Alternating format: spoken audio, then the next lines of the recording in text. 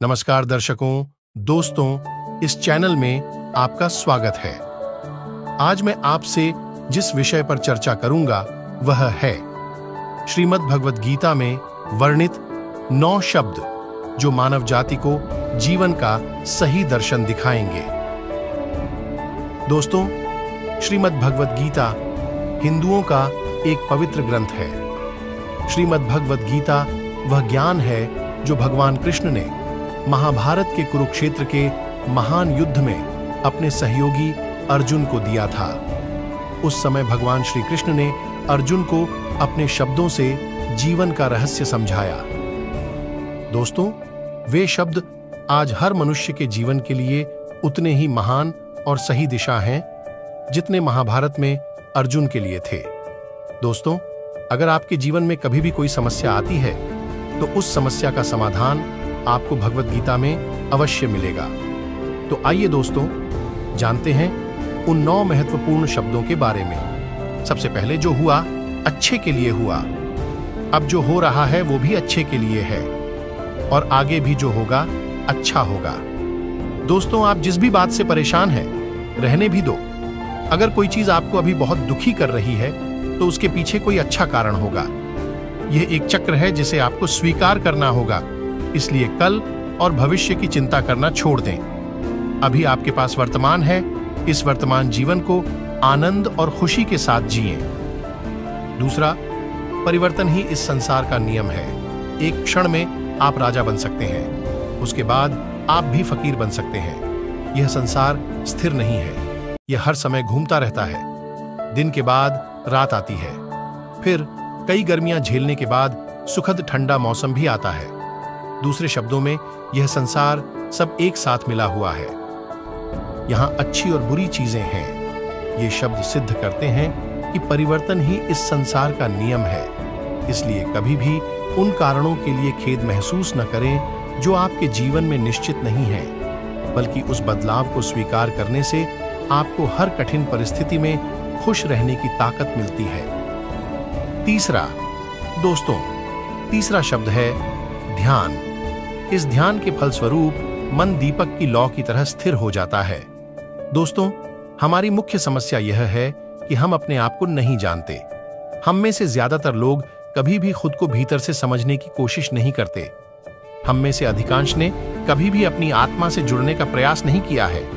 ध्यान हमें हमारी अंतरात्मा से परिचित कराता है, और जब हम स्वयं को भीतर से पूरी तरह से जान लेते हैं तो हम समझ जाते हैं कि यह जीवन वास्तव में क्या है, हम क्या करना चाहते हैं, हमारे जीवन का लक्ष्य क्या है। वे सारी बातें हमारे सामने स्पष्ट हो गईं। ध्यान किसी का भी जीवन बदल सकता है, इसलिए हम सभी को प्रतिदिन ध्यान करना चाहिए। चौथा, सभी खाली हाथ आए थे और खाली हाथ ही लौटना है। दोस्तों, आज हमारे ज्यादातर लोगों की जिंदगी ऐसी हो गई है कि लोग हमेशा पैसे के पीछे भागते रहते हैं, लेकिन लोग इस बात से अनजान हैं कि वो ये सारा पैसा अपने साथ ले जा सकते हैं। नहीं, दोस्त कभी नहीं कर सकते। हम सब खाली हाथ आए थे और खाली हाथ ही लौटना है, लेकिन फिर भी लोग यह नहीं समझते या समझने की कोशिश नहीं करते कि वे इतनी बड़ी रकम के पीछे क्यों भाग रहे हैं।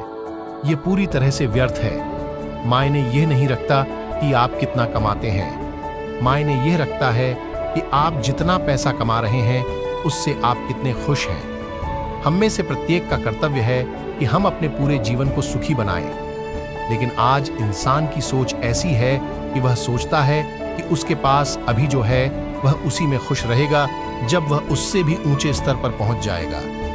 यही कारण है कि लोग पैसे के पीछे भागते रहते हैं और अपने जीवन में खुशी महसूस नहीं कर पाते। 5वां, लोग आस्था पर निर्भर होकर बड़े होते हैं। आप जैसा विश्वास करेंगे वैसा ही बन जाएंगे।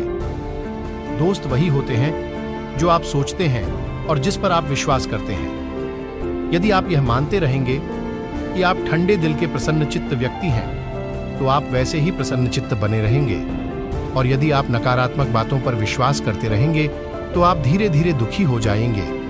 यदि आप मानते हैं कि आज एक अच्छा दिन है तो वास्तव में आपका दिन अच्छा होगा। दोस्तों, यह बात आपको अपने जीवन में एक बार जरूर अपनानी चाहिए। सबसे पहले खुद पर विश्वास करें कि आप वही बनेंगे जो आप बनना चाहते हैं। छठा, कर्म करो, फल की आशा मत करो। दोस्तों, श्रीमद् भगवद गीता का यह श्लोक हम सभी के लिए बहुत ही उत्तम है। हम हमेशा बेहतर घर, कार और सुरक्षित भविष्य के लिए काम करते हैं, लेकिन आजकल ज्यादातर लोग जिंदगी को एक दौड़ मानते हैं और इस तरह दौड़ते हैं कि वह जितनी जल्दी हो सके अपने लक्ष्य तक पहुंच सकें। उन लोगों के लिए बात यहीं खत्म नहीं होती। जब वे अपने लक्ष्य हासिल कर लेते हैं, फिर उनका टारगेट फिर 1 लाख और आ गया। इस प्रकार एक के बाद दूसरा लक्ष्य सामने आने पर व्यक्ति मन ही मन सोचता है, मैं तभी खुश होऊंगा जब वह लक्ष्य पूरा हो जाएगा, यदि नहीं तो मैं नहीं बनूंगा। इस प्रकार उसके जीवन का अंत हो जाता है और उसका पूरा जीवन दुख में व्यतीत होता है। कभी कभी उसे खुश रहना याद नहीं रहता। तो दोस्तों, हम सभी को इन चीजों से बचने की जरूरत है। जैसे ही आप अपने लक्ष्य बनाते हैं, अपना जीवन खुशहाल बनाएं। दोस्तों, हमेशा याद रखें, जिंदगी एक सफर है, नहीं, यह एक प्रतियोगिता है। जीवन की इस पूरी यात्रा को उसके लिए सुखमय बनाएं। सातवां, मेरे मित्र का 7वां बिंदु जिसके बारे में मैं बात करूंगा वह है संदेह। मन में संदेह लेकर जीने से कभी खुशी नहीं मिलेगी। वह इस नश्वर लोक या परलोक में नहीं है। मित्रों, संदेह ने हमारे दिमाग पर बादल छा दिया है। संदेह हमें भयभीत और बेचैन बनाता है। संदेह के कारण व्यक्ति कभी भी साहसिक निर्णय नहीं ले पाता और इसी संदेह के कारण ही व्यक्ति अपने सही कर्म करने के बाद भी असफल की तरह जीवन जीता रहता है। इसलिए जितनी जल्दी हो सके अपने जीवन से संदेह को दूर कर दें। लोग अपने निर्णय से बड़े हो सकते हैं, फिर इस फैसले के जरिए आप खुद को बहुत नीचे गिरा सकते हैं, क्योंकि हर व्यक्ति अपना मित्र और शत्रु दोनों होता है। 8वां, मित्र आपका सबसे अंतरंग और निकटतम मित्र आप स्वयं हैं। तो आप अपनी सभी समस्याओं का समाधान बेहतरीन और सही तरीके से कर सकते हैं। अगर आप अपनी समस्या के समाधान के लिए 10 दोस्तों के पास जाएंगे तो आपको सही समाधान नहीं मिलेगा, लेकिन उनके पास अन्य समाधान भी होंगे, जिसे आप स्वीकार करने से पहले कम से कम एक बार स्वयं सोचेंगे कि कौन सा समाधान आपके लिए सबसे उपयुक्त है और आप उसी के अनुसार निर्णय लेंगे। इसीलिए खुद पर विश्वास रखें और समस्या आने पर उचित निर्णय लें। नवमत, दोस्तों, आखिरी बात जो मैं कहूंगा वह है, आत्मा न तो कभी जन्मती है न ही मरती है।